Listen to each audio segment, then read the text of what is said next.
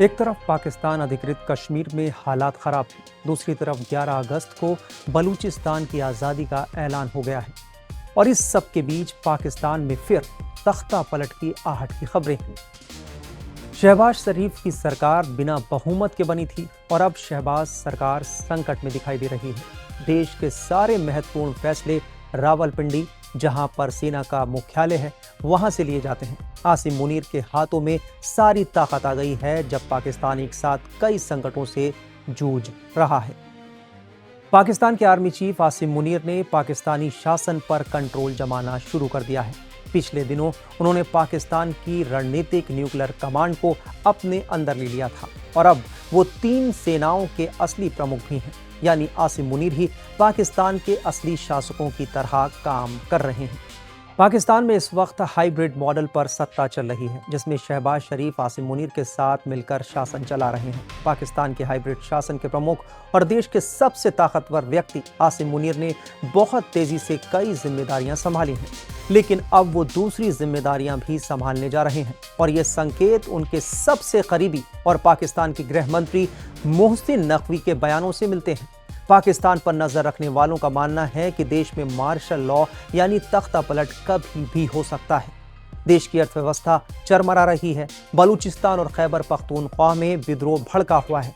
अस्थिरता और बिगड़ते प्रशासन के चलते पीओके में भी लोग बगावत पर उतर आए हैं और सेना की हिंसक कार्रवाई को छिपाने के लिए अंतर्राष्ट्रीय प्रेस पर रोक लगा दी गई है। यही वजह है कि पाकिस्तान के गृह मंत्री मोहसिन नकवी सार्वजनिक तौर पर कहते हैं कि सिस्टम ध्वस्त हो चुका है।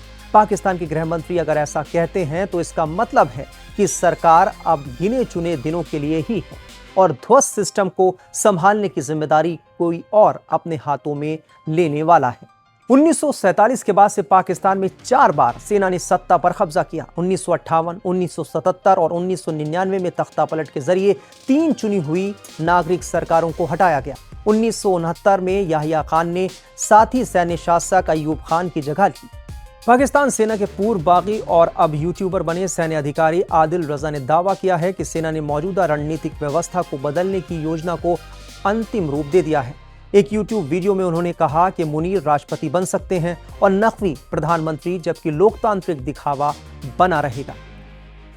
कभी पत्रकार रहे पाकिस्तान के गृह मंत्री मोहसिन नकवी को मुनीर के सबसे करीबी लोगों में से एक माना जाता है। काफी रसूख रखने वाले नकवी राजनीति में तब आए जब उन्हें सीनेट के रास्ते शहबाज शरीफ की कैबिनेट में शामिल किया गया, इसलिए वो कोई अहम कैबिनेट मंत्री नहीं है। वो किंग्समैन यानी खास आदमी हैं। नकवी पाकिस्तान क्रिकेट बोर्ड के प्रमुख भी हैं, जो मुनीर और शरीफ के बाद शायद देश का सबसे ताकतवर पद है। गृह मंत्री मोहसिन नकवी पर तंज कसते हुए JUIF प्रमुख मौलाना फजलुर रहमान ने कहा कि नकवी साहब हमारे बेटे जैसे हैं, लेकिन वक्त से पहले ही वो बड़े हो गए। ये टिप्पणी नकवी की उस चेतावनी के कुछ हफ्ते बाद आई जिसमें उन्होंने सेना और सत्ता प्रतिष्ठान से कहा था कि वो वर्दी उतारें और राजनीति में आएं।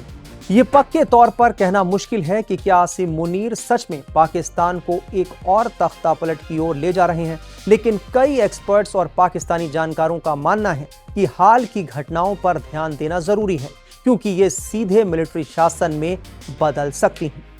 वहीं रिटायर्ड भारतीय सेना अधिकारी मेजर जनरल सेठ ने सोशल मीडिया प्लेटफॉर्म X पर कहा कि नकवी की बातें पाकिस्तान में होने वाली घटनाओं का संकेत हैं और इस बात की संभावना है कि मुनीर देश की कमान संभाल लेंगे और मार्शल लॉ लागू कर देंगे। हालांकि उन्होंने ये भी कहा कि ये उनका अपना आकलन है। फिलहाल पाकिस्तान कई मोर्चों पर इस वक्त घिरा हुआ है। पीओके से लेकर बलूचिस्तान में आवाम बगावत पर उतरी हुई है। ऐसे में पाकिस्तान में एक बार फिर सैन्य शासन लागू हो सकता है, क्योंकि पाकिस्तान में सेना के पास ही असली ताकत मानी जाती है।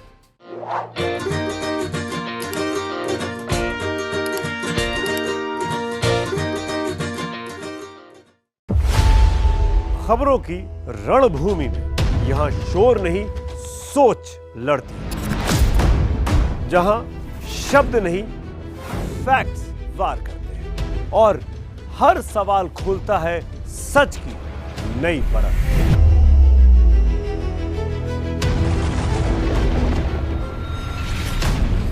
चक्रव्यूह आपके अपने सुमित अवस्थी के साथ सोमवार से शुक्रवार शाम 6:57 पर टाइम्स नाउ नव भारत पर।